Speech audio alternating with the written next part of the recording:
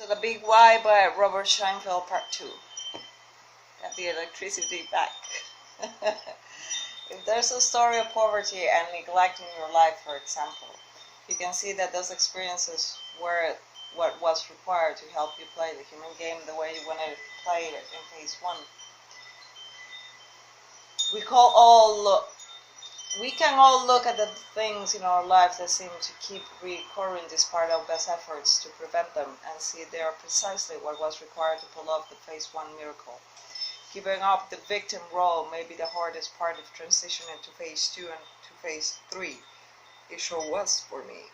Many players are really attached to the concept of playing to the desire to have someone else to fix them, or believe they are too far gone and unfixable.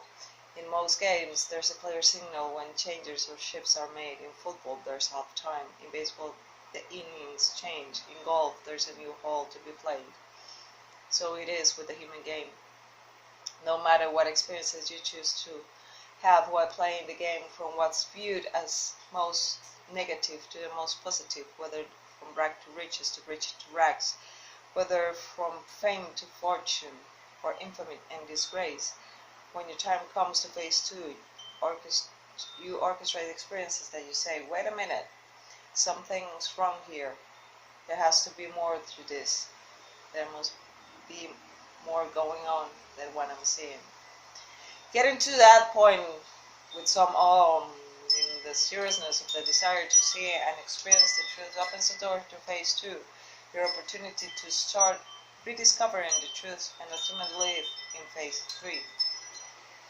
That's also when you begin to entertain the possibility that you actually experience the truth of who you really are as you stay here and continue playing the human game in phase 3. As you move through phase 2, you're given a guided tour, as if on a gigantic treasure hunt, to the places where you hid the truth through the biggest lies, illusions, and stories. So you can see the truth about them, experience the truth, and regain direct experience of who you really are. Returning to the natural state while remaining here and playing the human game is an amazing experience that can be adequately described in words. The clues on the treasure hunt are obvious and numerous. Each experience you have in phase 2 is complete and perfect support if you remember who you really are. For instance, if you have an experience that angers and confuses you, it's precisely in the anger and confusion you discover and re-experience the truth. Look at your life. Are there dark places you taught yourself to stay away from? Places that really scare you, places you're trained yourself to stay away from at all costs?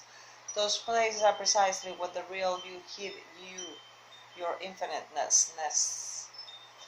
If you asked nearly every player, you will say he or she would like to experience more happiness, abundance, freedom, joy, peace, fulfillment, satisfaction, etc. To really experience such a transformation, however, it takes a massive commitment to move beyond lies, illusions, and stories about yourself, others, and the world. The willingness to view and experience your life from a totally new perspective that can be daunting, especially if you think it's safer to keep the status quo in place. In other words, a desire for an understanding of the truth is a lot different from the absolute commitment to experiencing it. Many players have reached the point where they want to make their life better, and they feel embracing the spiritual side of life can enrich them with increased wealth, happier relationships, greater peace of mind, improved health, etc. Tapping into the so-called spiritual side of life can help create the illusion of improving your quality of life. That's fine, nothing wrong with that. However, for those who want to go all the way, who want to reach a true pinnacle of what's possible while playing the human game and entering phase 3, it takes a true commitment. It takes commitment to examine everything, hold nothing sacred or off limits, and trust the real you, even if it's tough to do so. It takes commitment to acknowledge, accept, and appreciate the power and magnificence of who you really are and the miracle you pulled off in phase 1. Convincing yourself you were the opposite of who you really are in an illusory world that's real. It is your time. Is it your time? I hope so, for real.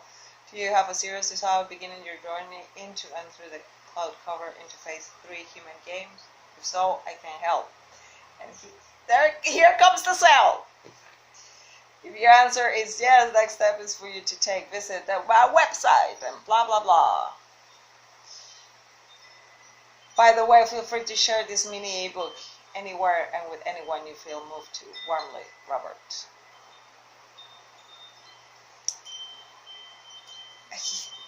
I do agree, and actually the part of the desire I think is very important, because Kabbalah actually tells you the same thing. It depends on what you really want, but you really want it. It's not that I want more happiness and wealth and prosperity, as he says. To see the truth that this is a game, that actually it makes. I was reading as well Marcus Aurelius' Meditations. I haven't finished it, and he says that it doesn't matter. It is unlogical. I don't remember the exact words, but what kept in mind was that it is unlogical. It is not logical to pursue fame and wealth and name, because in some 100 years nobody's going to remember you anyway, and you're going to be under the earth, with some exception like himself, right? It's just a matter of having fun, I guess, with everything. Hard to have fun with darkness, though. But it's like, why do you watch a chapter of Criminal Minds? All that kind of stuff. Because you know it's not real, and because you like the excitement of some level, some crazy level of seeing people getting killed.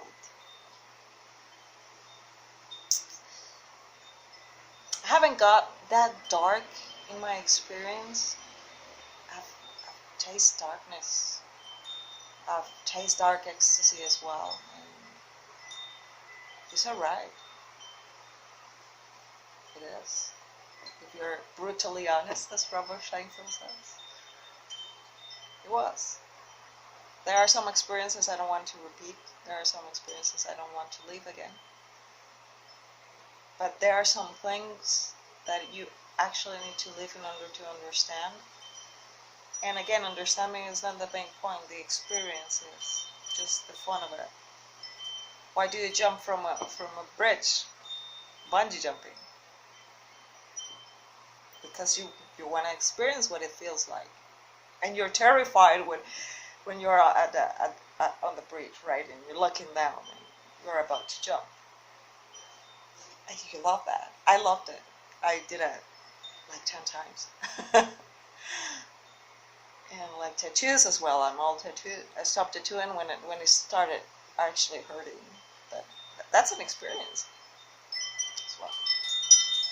So anyway, thank you very much. Namaste. Sure, you're right.